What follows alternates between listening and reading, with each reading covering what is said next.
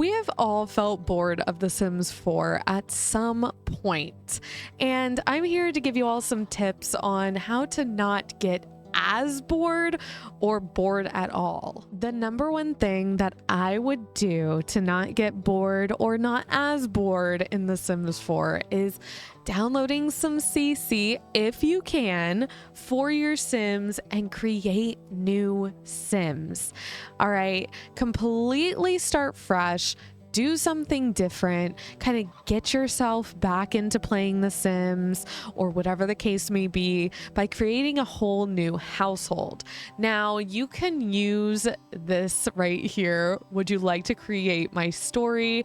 You press OK and you can pick how old they are. You can pick whatever else pops up here. So I'm just going to randomly pick things because obviously I want my Sim to be a Sim that I would not normally make. So we're almost done here and bam, we have our Sim. This is actually one of my favorite things to do because even if this is a Sim that I'm not going to play with, I could place them down in my world and watch them evolve, see what hobbies they get into and things of that sort. So as you all can see, the Sim is in the culinary career. They have the charisma skill, cooking skill, and they have standard starting funds. And their traits are music lover, foodie, and good. And they are wanting to be the leader of the pack. So that's really cool. And honestly, you can do this for however many Sims you want to make. Let's say you want to make another one. You can actually do another story Sim and, see where they go and what they do. You can have multiple Sims. You can have an occult Sim, which I am definitely going to be making some of them because I want to start a spooky series for the month of October. But there's so many things you can do and create a Sim, but I would definitely make Sims that you wouldn't normally play with because I feel like it'd be a lot more fun to make a Sim that you don't normally play with, but still have your other Sims that you do play with on the side. So I just randomly gave our Sim a name and everything.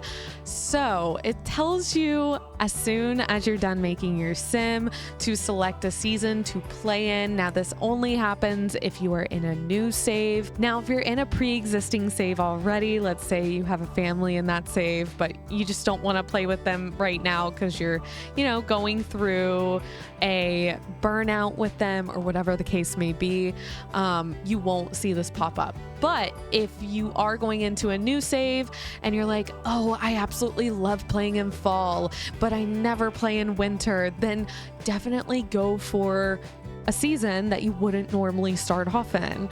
Or, oh my gosh, I love playing in summer, but I never start in spring or fall. You can pick between whichever ones that you want, but I would say start with something that you wouldn't normally do. So I'm actually going to go into winter. Now, picking a place to live. I don't normally go to the occult worlds. They are really just not my cup of tea, but I'm definitely going to be playing in them for my spooky series. But anyways, I would normally go for like San Myshuno or even Newcrest, Oasis Springs, Delso Valley. But another world that I don't really go to is Chestnut Ridge. I'm not really a huge fan of worlds like this. It's just not my cup of tea, but I would definitely love to try and play in this world. It's very pretty. There's so many things you can do.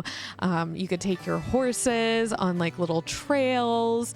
You can go to bars and stuff. I mean, you could do that in any of the worlds, but yeah. Another thing that I would do is if you are in a new save and you always see the goths or the pancakes and all of them, maybe switch it up. Maybe take those Sims out, revamp the worlds and put in the Sims that you want to see, or Sims from the gallery, builds from the gallery. This is your best friend, okay?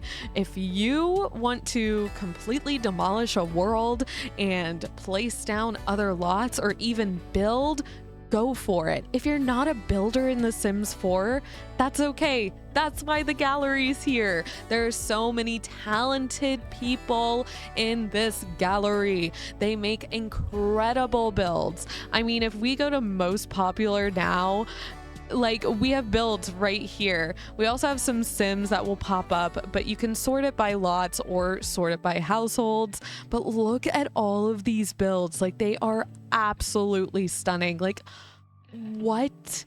This is so cute.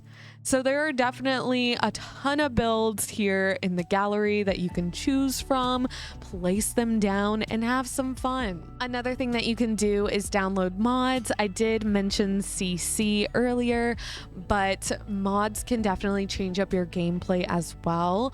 I'm somebody that doesn't use a lot of mods anymore. I used to use them all the time, like food mods and traveling mods and stuff, but recently I have really cut back on a lot of my mods and only use the basic ones like MCC, UI, all of those, but I don't really use a lot of mods, so I can't really help you on that. But if anybody in the comments would like to mention some mods that they use that they absolutely love and has kept them, you know, playing The Sims 4, comment them down below. Please don't post links though, they do block, but if you want to mention the names of them, you can. Anyways, I just thought I would make a quick video about how you can keep yourself from not getting too bored of The Sims 4 or going through burnout or anything like that. But yeah, anyways, don't forget to like, comment, share, and subscribe to my channel if you haven't already, and I will see you all in the next one. Bye, everybody.